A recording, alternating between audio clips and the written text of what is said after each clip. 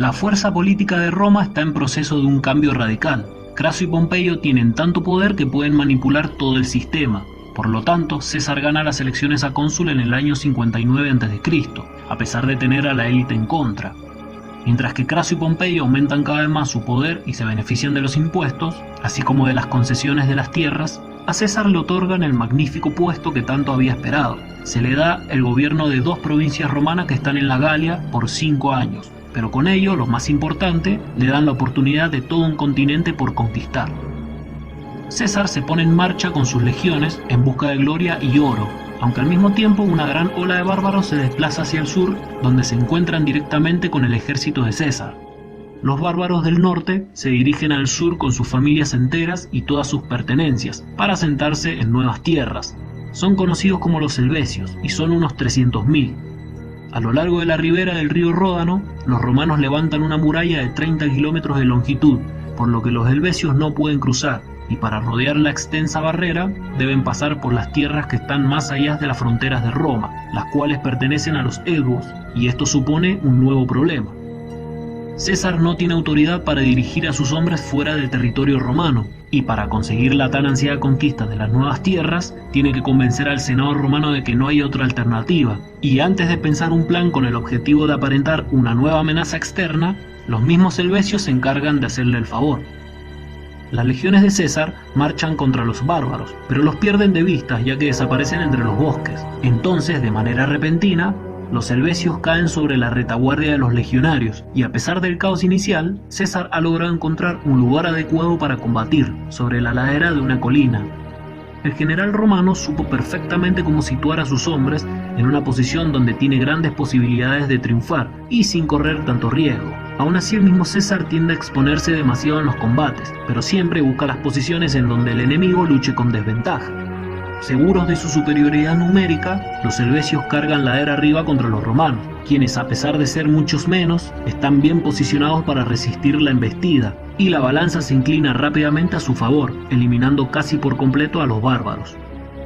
Los soldados romanos exterminaron a casi todos los helvecios, sin embargo algunos lograron escapar, y César pudo haberlos perseguidos, pero ha dejado que escapen ya que así puede hacer surgir el miedo a una posible invasión bárbara, y eso haría que recibiera la encomienda de detenerla. Es un experto en la manipulación.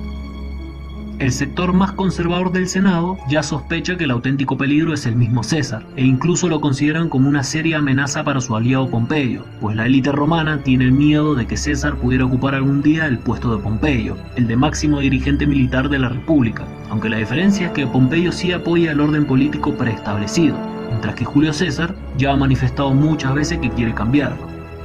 La tensión invade a los conservadores, quienes buscan convencer a Pompeyo para que rompa su relación con César, pero ya es muy tarde porque se encuentra profundamente enamorado de Julia, la hija de su aliado. De hecho, está tan enamorado de ella que se olvida completamente de la política. Pompeyo dedica casi todo su tiempo a estar con su esposa Julia. Están constantemente viajando para visitar los más bellos jardines y parques de Italia. Además, la generosidad de Pompeyo con César también se extiende a otros miembros de la familia, como el caso de su protegido Marco Bruto, a quien le concede un lucrativo puesto en una de las provincias romanas orientales, permitiendo que el joven ascienda en el escalafón político, al igual que su mentor. Al proteger los intereses de César, Pompeyo dirige su atención a ciertos rumores de invasión de un reino galo llamado Hedui, un pueblo habitado por celtas en una región bucólica. Por ello, no están acostumbrados a la violencia, pues la mayoría de sus pobladores son agricultores y llevan una vida tranquila. Además, se dedican a fabricar sus propias ropas y sus hogares. En el año 59 a.C., la paz en Roma corre peligro cuando Julio César informa que millones de bárbaros están a punto de invadir Hedui, dirigidos por un temible caudillo conocido como Ariovisto, el líder de los suevos, quien se convierte rápidamente en una amenaza por su forma violenta de hacer las cosas. Según dicen algunos romanos, Ariovisto se dedica a oprimir a los pueblos aliados de Roma, que se topan por su camino, lo cual hace peligrar el gran prestigio de la República, y para César, tales agresiones no deben ser toleradas.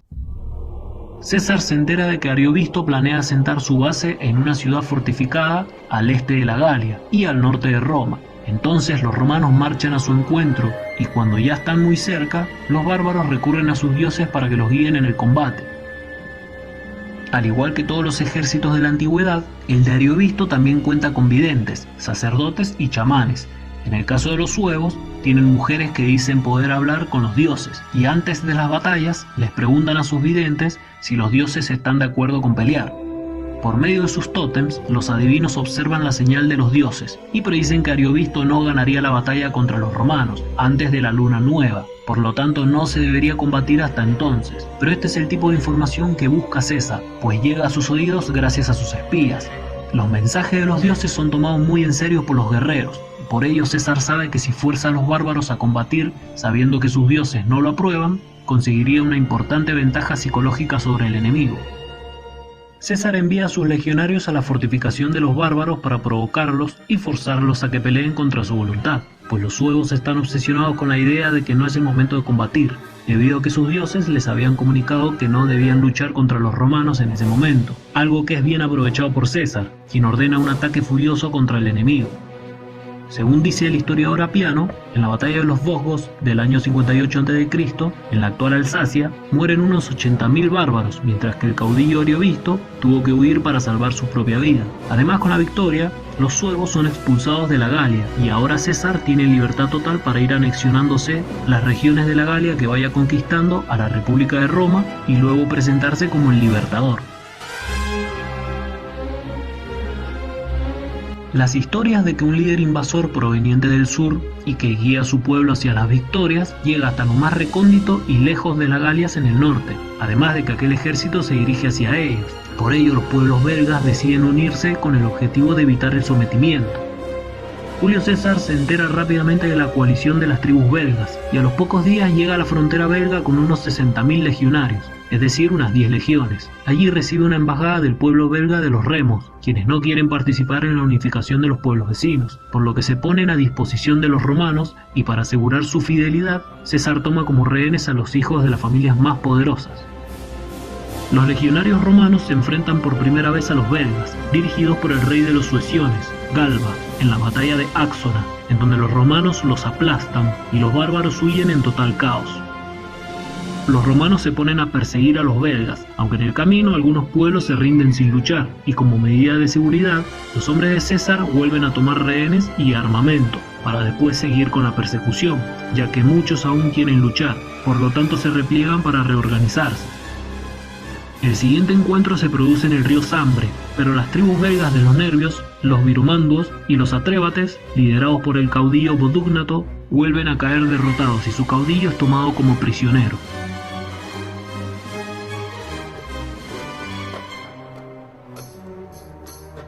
En el otoño del 57 a.C., uno de los generales o legados de Julio César, Servio Sulpicio Galba, es enviado con la legión 12ª Fulminata y una parte de la caballería desde la Galia Bélgica, recién conquistada, hacia el sureste, con el fin de abrir un camino a través de las montañas para mantener una ruta comercial a través de los Alpes.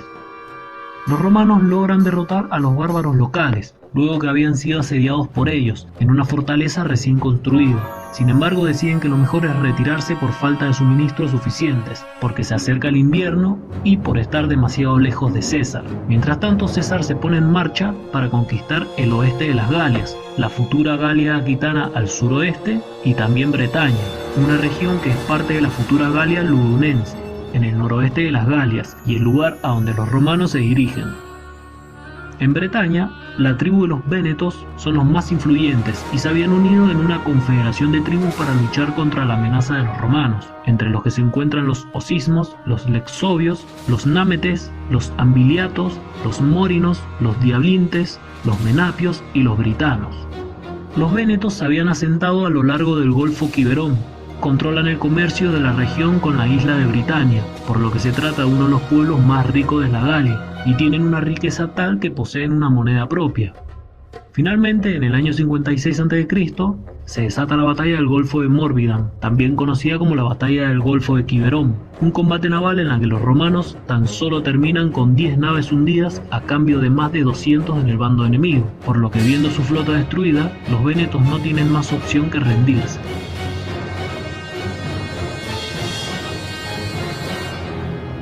Mientras las legiones de César se encontraban en el noroeste luchando contra los vénetos, Publio Licinio Craso había sido el encargado de someter a los aquitanos, y durante la marcha son atacados por una caballería de los Sóciates, pero esta es rechazada inmediatamente. Entonces los galos, que están escondidos en el bosque, se lanzan al ataque y tras una larga lucha huyen a Sotio, la capital de los Sóciates. Craso decide tomar aquella ciudad y por ello los romanos la asedian, aunque al poco tiempo los galos fingen una rendición y le envían los términos de paz a Craso, quien cayendo en la trampa acepta, y mientras se negocia la rendición es atacado por las fuerzas de un caudillo sóciato llamado Adiatuno. Sin embargo logra rechazar el ataque. Tras la traición, el asedio continúa con más fuerza, hasta que los sóciates se rinden de verdad, y con ello la mayoría de las tribus aquitanas comienzan a someterse sin luchar, mientras que Publio Craso persigue a las fuerzas aquitano-cántabras que se habían refugiado en un campamento en la zona actual de Mont de Marsan. Luego los romanos los rodean y deciden atacar durante la noche. Como resultado de los 50.000 guerreros celtas, solo un cuarto consiguió sobrevivir. A finales del 56 a.C., las tribus germanas de los Usípetes y los Téncteros, presionados por los violentos suevos, cruzan el río Rin y el río Mosa, en donde se enfrentan a la tribu belga de los Menapios y se asientan en sus villas. Luego atacan a los Eburones, que son aliados de Roma, por lo que sus líderes le solicitan ayuda a los romanos. César se dirige rápidamente al norte con sus legiones para poner orden. Entonces los embajadores germanos le explican los motivos de su migración y sus buenas intenciones, pero César sospecha de que algo extraño pasa. Piensa que los invasores solo pretenden ganar tiempo para reorganizar su ejército, y ya que necesitan tierras para asentarse, César les exige a los embajadores que se retiren al sur, en donde hay otra tribu aliada de Roma, los Ubios. Mientras se llevan a cabo las conversaciones para la tregua, la caballería gala aliada de los romanos es atacada sorpresivamente por la germana y le causan unas 6.000 bajas. Pero luego los bárbaros de Germania se disculpan diciendo que había sido un ataque de otros caudillos, uno que no había sido organizado por los jefes germanos. Julio César queda muy enfurecido y ordena apresar a los líderes germanos, además de un ataque general al campamento germano, aprovechando que el grueso de sus guerreros había salido a pastar, por lo que los germanos son sorprendidos y en parte debido a que sus jefes habían sido apresados por César. Los bárbaros germanos no sabían nada del ataque, por lo que muchos de ellos pierden la vida, y un número de 100.000 acaba siendo capturados, lo cual hace que ambas tribus germanas no tengan otra opción más que volver a su país con los sobrevivientes. A raíz de todos sus éxitos, Julio César busca cumplir otra gran hazaña, la de ser el primer romano en cruzar el río Rin con un ejército, por la que ordena la construcción de un puente, que tan solo en 10 días ya está listo. Este puente es una gran obra de ingeniería para la época, algo que demuestra al mundo que no existen límites físicos para Roma y sus ejércitos. Los romanos cruzan el Rin con unos 40.000 soldados, sin embargo los bárbaros se retiran a medida de que los romanos avanzan, pero inesperadamente, después de haber quedado patente la fuerza y el poder de Roma, César decide retirarse al no haber conseguido ningún botín interesante, por lo que solo permaneció 18 días al otro lado del Rin, y a su regreso ordenó desmontar el puente para que no fuese utilizado por los bárbaros.